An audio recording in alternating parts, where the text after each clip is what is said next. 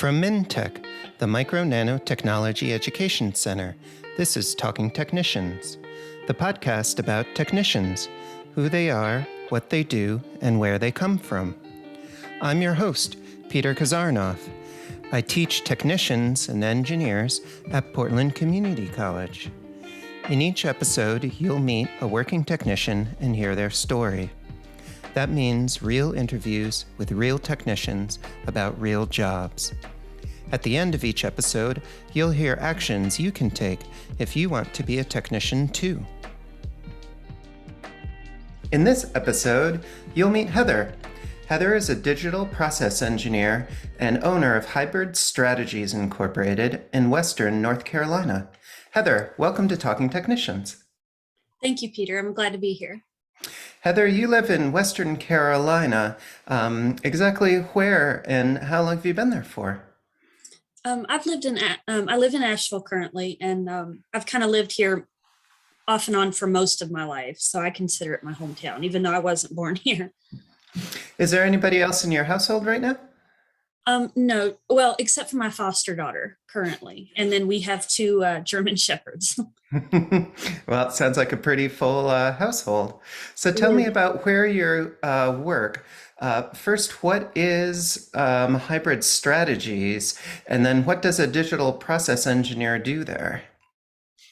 Yes, sir. So Hybrid Strategies is my business that I own. I work from home currently. And what we do is ton of different ways that I try to describe it. But in general, I build operational systems for organizations, so either nonprofits or businesses. And we basically build the portals that help them manage their day-to-day processes. And how many people right now work in the organization? Currently, I'm the only full-time employee, but I do have a team of contractors. And there are a total of 9 of us all together. And can you give me an idea, what's kind of the ballpark salary for somebody working in a similar role? What do people get compensated for doing the kind of work that you do? Well, that's a good question. With the tools that I use, it's kind of a newer tech field. I use no-code, low-code software primarily. And so I kind of had to research collectively several different roles between project management, process engineer, developer, and it's anywhere, between 70,000 and double that. So up to 150,000, depending on the organization and who the clientele is. So there's a lot of room for growth. That sounds like a pretty good living. So you are a business owner. How did you get into entrepreneurship? I kind of stumbled into it. I actually used to say I didn't think I could ever run a business. Life has a lot of irony. But I actually started out as an IT intern when I was getting my degree in school. I started out as an IT intern, and I did a lot of grunt work, spent a lot of time under people's desks, restarting computers, and kind of started there. And then I had a very wide range assortment, if you will, of jobs or roles within that same organization that progressed from there. And then I started this business last year. Is this the first business you've owned, or you've owned other businesses before? No, this is my first one. And a couple of personal goals are what kind of led me and prompted me to kind of take the risk and start this business. And so my hope was that in a growing field that it was the right risk. And so it's currently set to grow exponentially over the next 10 years. Can you compare and contrast your role when you were a technician intern to what you do now? What's different being an entrepreneur compared to when you were underneath those computer desks? Yeah, so in the organization, definitely starting out, I did a lot of more IT-based elements. So anything from network management to running cables, anything and everything, to helping people with simple items on their desktop. So it kind of started out there, and it's really switched to more of process management and project management. So while I do use a tech tool, most of what I do is process development using technician skills to pull it off, or digitizing those processes. And that was something that I fell into accidentally in that organization. We were looking for a solution to a problem. We found a tool and it exploded into a full-time role. And that's what I based my business off of. Are there opportunities for professional growth? Since you are a business owner, where do you feel like the growth is going to be in the next few years? What I'm hoping is that this tool or the concept of no code, low code, which is where I specialize, is implementation of that, will expand, especially in the small to medium-sized business industries. And so hopefully that'll open up a lot of opportunities to work with just about anybody at any level, anybody who's looking to digitize what they're doing. You've mentioned low code, no code a couple of times. For listeners that aren't familiar, what do those terms mean and how do they compare to what you might consider as regular coding? Yeah, so most people are familiar with getting custom systems built for organizations, or even if they're using out-of-the-box software, a lot of customization is required for that to fit the existing processes in an organization.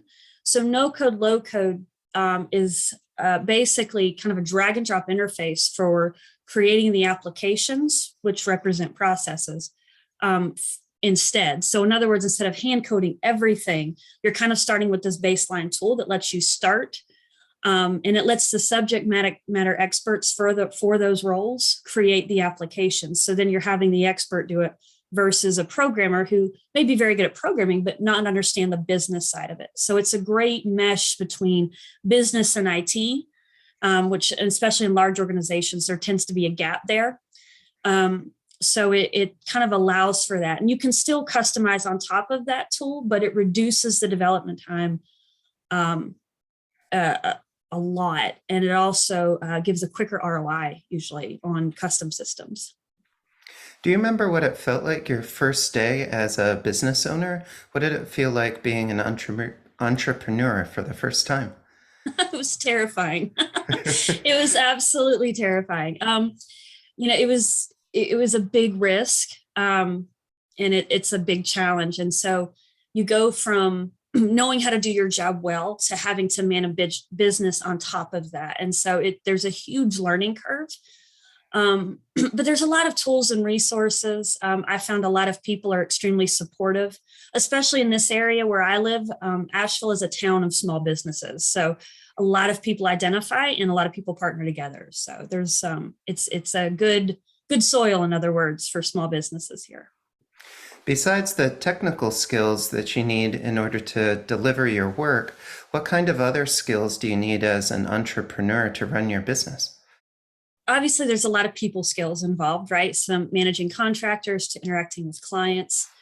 My business is not sales heavy. It's very technical heavy. So most of the time when we're meeting with people, we have to be able to communicate very well and create a connection almost immediately. If we don't have a good, quick working relationship, it's very difficult to learn someone's processes well enough to build them a system that will suit those processes. So being able to interact and communicate well with people is probably the most critical skill that we have to have. So Heather, let's now talk about how you got to where you are now. You mentioned that you worked as a technician when you were at community college. Can you tell me about your education? Where did you go to school and what did you do there? Yeah, I went to AB Tech here in Asheville, or Asheville Buncombe Technical Community College. It kind of started on a whim. My mentor encouraged me to run with it. Before that degree, I actually barely touched computers. I ended up in a PowerPoint class and loved it and thought I might have a knack for it. And that kind of hit the ground running after that. So I got a degree in computer information technologies, which probably has changed its name since I've been there. Graduated in 2015. Had a slew of jobs during that time. It took me about 3 years to complete the 2-year degree because I also had to work to support myself during that time. So it was a fun time, but it was very challenging. And I started school a little bit later. So that was another reason that I was already working full time. Heather, what was the toughest part of school? You mentioned that there were some challenges. Yeah, I honestly, the biggest challenge was trying to manage, paying bills and going to school full time. That was probably the hardest challenge because it takes a lot of focus when you're in school, and to be able to be fresh all the time was not common. You pulled the all-nighters and stuff like that, and so when you're not 100% dedicated or able to, just kind of go to school and that's it, and you also have to, carry on either one or multiple jobs, that can be the biggest challenge, is trying to stay focused and trying not to basically not to quit, because it does get hard. And that was actually during the recession. So, Heather, how did community college prepare you for where you are now? What did you do in your program that you use in your current work? And could you see getting to where you are now without your 2-year degree? no, I definitely do not. There's two things that were really, really beneficial. The first one was they encouraged certifications, which in the IT world is very critical. Most people know. They're almost more accepted than full degrees. So I found out real quickly that I love databases, which is basically what I get to do all day, is build databases that support processes. So I got a database certification and tried to mold most of my degree in that direction. But the second biggest thing that I learned there was they taught you how to teach yourself. And that is probably the most critical skill I've had to utilize in any job I've had, is the ability to teach yourself, because you're not always going to be in an organization that has a full-blown training program and can invest all the hours in training. You'll run into some places where you have to hit the ground running and you have to figure it out as you go. So being able to teach yourself the tools that you need and the skills that you need is very, very critical to being successful, I think, in the IT field in general, especially because it is constantly changing. The tools are constantly changing. Software is constantly upgrading. So being able to teach yourself is a very good skill, a very valuable skill. Heather, you mentioned now as an entrepreneur that you do a lot of interpersonal communication, and those kind of working with people tools are really important. Did you learn some of those skills at community college, or do you think we could develop those more in 2-year programs? I learned them in two areas. I did learn them at my community college because the way the program was, they encouraged collaboration. They encouraged partnering with other people to learn, and the professors were wonderful. And they were also very knowledgeable in their areas of expertise. Many of them had second jobs, even though they taught at the community college. They had second jobs in their, field of expertise. The other place that I learned it, honestly, were my other jobs that I had while going to school there. I worked as a pharmacy technician. I worked as an assistant manager at a fast food restaurant. I had a slew of other random jobs during that time. So, I think having a good job and especially a job involving with the public can help you with those personal skills, because you have to learn how to mitigate challenges. I'll just leave it at that. You have to learn how to mitigate challenges. And then in school, you have to learn how to partner and work with people you don't know very well, because especially in a community college, you may see a young kid and I saw people that were twice my age starting second and third careers. So it was just a great breeding ground for learning how to communicate with all sorts of people. Heather, how did your life change when you started working in technology? What's different now compared to when you were a student? I love my job, and I love being able to do what I do. And I've always wanted to have a job that I can enjoy. That's everybody's dream, right? But the good thing is, having what I have now, I'm able to do something I like, but then I'm able to put it away at the end of the day and focus on what my bigger goals are. And in my case, it's fostering. So it's been life-changing in the fact that even though I'm still learning, I'm still growing, and I'm by no means, overly wealthy at this point. There's a lot of investment that goes into running a business, but it's given me the ability to kind of go for the things that matter the most in my life and not be just stuck to a job that I hate. Heather, you have an amazing story. What's something unexpected about being a small business owner that you only learned after you started? Um, Really how much a small business owner has to go through and how much they have to learn. Everybody gets real hung up on on the schedule. It's like, oh, you can do whatever you want when you want. And it's like, yeah, but I pay for that. I pay for that in not being able to have sick time and things like that. So especially in the early stages, I think, of running a business, you're kind of just hustling and you're investing everything you can into it to get it off the ground. So it's probably the learning curve that came with that, but it is fun. It's frightening sometimes. It's kind of, but it's also exhilarating, I guess, in other areas. And the worst that can happen is it fails, and then I can go get a job. That was kind of how I approached it. Is the worst that can happen is it bottoms out, and I have to start somewhere. But at least I've learned something in the process. Heather, what advice would you give current students or people who want to transition careers and work in technology like you do? The biggest thing: be willing to learn new things. And be willing to learn things that are outside of what you prefer to do.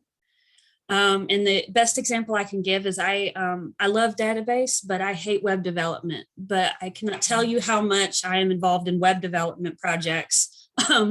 Even running my own business, I still can't avoid it.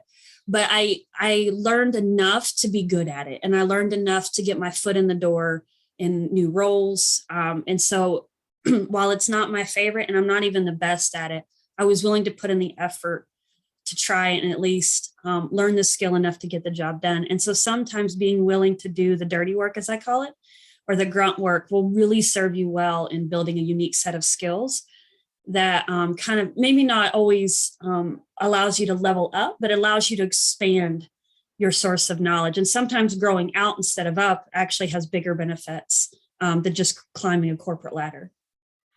Heather, I've learned a lot about moving from a technician and then to a business owner from talking with you, and we're getting close to wrap up. But I'd like to hear, do you have a final call to action for students or people that want to transition their careers or maybe could go to community college like you did? Yeah, I highly recommend trade schools in particular. I think they're invaluable. I don't think you're doing less than if you had gone to a university because you're contributing to the community. So that's always good. So I guess my call of action would be if you have something that you want to do, to chase it. The worst that you can do is fail, and we all do that. So you can try again, or you can try something different. But it is worth the investment. And if you have a teachable mindset, I think that will also serve you very well. I'm a firm believer that you're never above a job, as long as you approach it with integrity and ethics. And so that allows you to learn a lot from others, and it learns a lot about yourself as well in the process. Well, Heather, thank you so much for being on Talking Technicians and sharing your story. Thank you for having me. I've enjoyed it. Please keep in touch. Thank you.